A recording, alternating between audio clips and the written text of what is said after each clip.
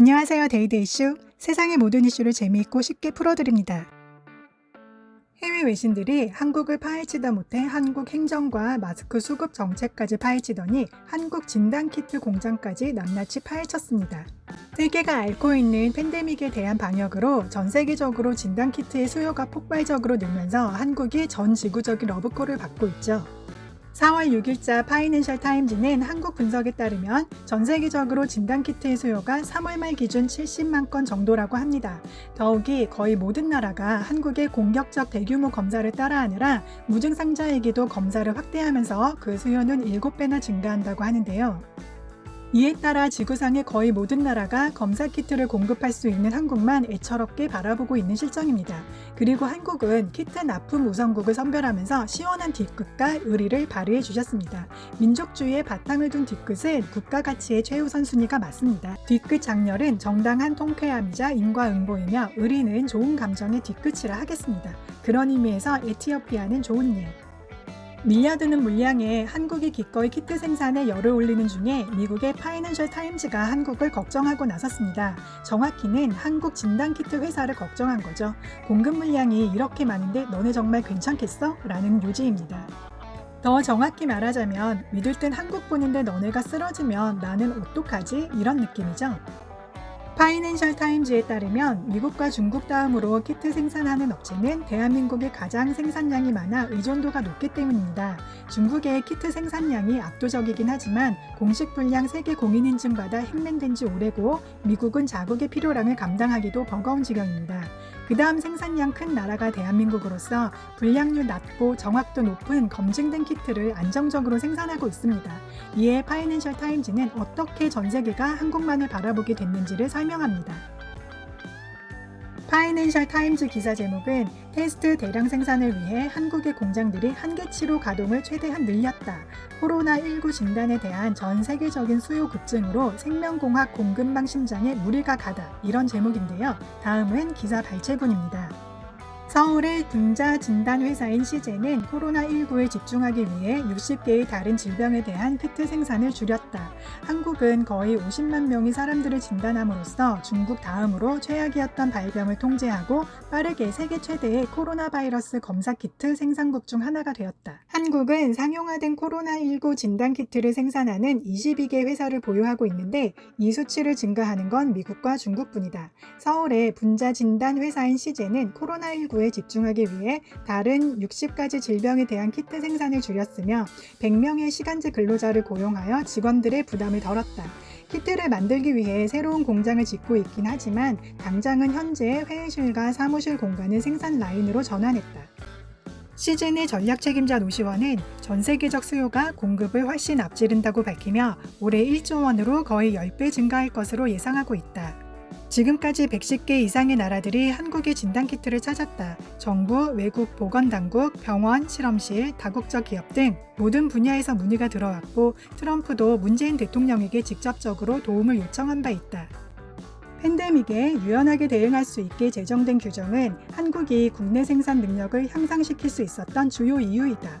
2015년 메르스 사태 이후 한국은 전염병 발생 시 규제 승인을 신속히 처리할 수 있도록 법률을 개정했으며 1월에 우한에서 첫 발병이 보고된 후 생명공학 부문이 코로나19에 신속하게 집중하도록 전환할 수 있게 되었다.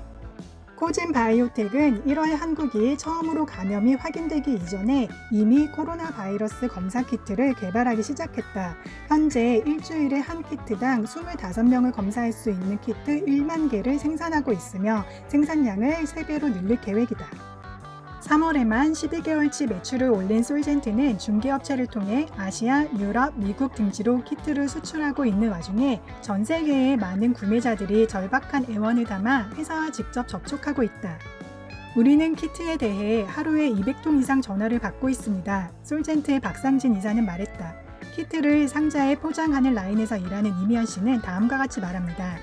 생산량을 늘려야 하기 때문에 거의 매일 3시간씩 연장 근무를 하고 주말에도 출근한다. 피곤하지만 수출이 크게 증가하고 있어 기쁘다고 말했다. 면서 기사를 마무리했습니다. 이 기사는 한국이 전 세계 물량을 감당하느라 버거운 듯한 모습에 우려를 담고 있습니다. 실제 물량이 소화하기 힘들 정도로 많아 보이니까요. 그러나 우리가 어떤 민족입니까? 야근으로 다져진 문화에 특근으로 단련된 국민성에 밤샘 근무 짬밥 없이 인생을 논하지 아니하며 직장인을 함부로 설레게 하는 칼퇴를 돌같이 회사를 내 집같이 연장 근무를 밥 먹듯이 하며 지켜낸 만성위궤양의 역사를 지녔으며 칼퇴하는 뒤통수에 가시가 돋치는 그런 민족이란 말입니다. 우리가.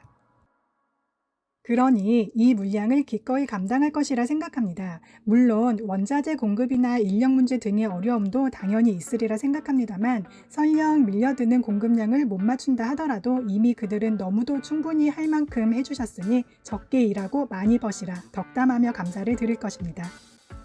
파이낸셜 기사를 보니 아직 한국인 공부가 더 필요할 것 같습니다. 제 주점력을 빌어 얘기하자면 세계 평화를 대한민국이 앞에서 몸소 보여주며 이끌고 가는 형국입니다. 그렇기에 파이낸셜 타임즈는 한국이 진단키트 물량을 짊어지고 있는 부담을 안타깝게 보는 것이겠죠. 사실 파이낸셜 타임즈가 이런 우려를 표할 만한 이유로 월스트리트 저널 2일자 기사를 짚어볼 필요가 있겠습니다.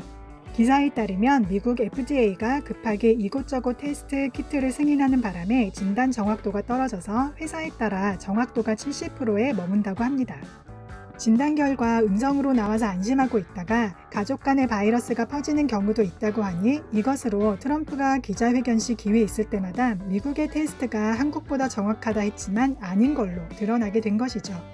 아마도 문재인 대통령에게 진단키트 요청했을 당시에 트럼프도 이미 이러한 키트의 오류를 알고 있었지 않을까 하는 의견들도 있습니다.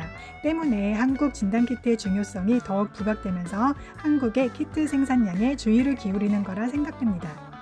믿을 건 한국뿐인데 그렇게 혹사하다 무너지면 우린 어떡하냐, 대책이 있어야 하지 않겠냐 이런 뉘앙스로 말이죠. 어쨌든 그만큼 세계에 많은 기대를 모으고 있다 보시면 될 것 같습니다. 여기서 딴 얘기지만 피해의식인지 살아온 인생치 통계학에 근거한 인사이트인지는 몰라도 한국 진단키트 오류가 80%대로만 내려가도 전 세계로부터 갖은 평가절하를 당할 것 같은 이 기분은 저만 그런 건가요? 어쨌든 확실한 건 선진국에 대한 환상은 없어졌다는 겁니다. 팩폭 지리는 외국인 아줌마의 말을 빌리면 팬데믹은 너희 나라에 대해 많은 것을 말해준다. 중국, 전체주의, 정보 숨김, 미국, 영국, 미국 보수 언론의 가짜뉴스, 쪽국, 모두가 까리의 명령을 기다림, 한 번 시행한 정책은 못 바꿈, 재택근무 환경 조성 안 됨 이라고 합니다. 일본 관련 컨설턴트라 그런지 일본에 대해선 아주 명쾌하다는 생각은 들지 않지만 그래도 개념 발언 인정합니다. 모두들 사회적 거리두기 잘 실천하시길 바랍니다. 사회적 거리두기의 모범 도넛으로 마무리하겠습니다. 시청해주셔서 감사합니다. 구독과 공유, 좋아요는 큰 힘이 됩니다. 감사합니다.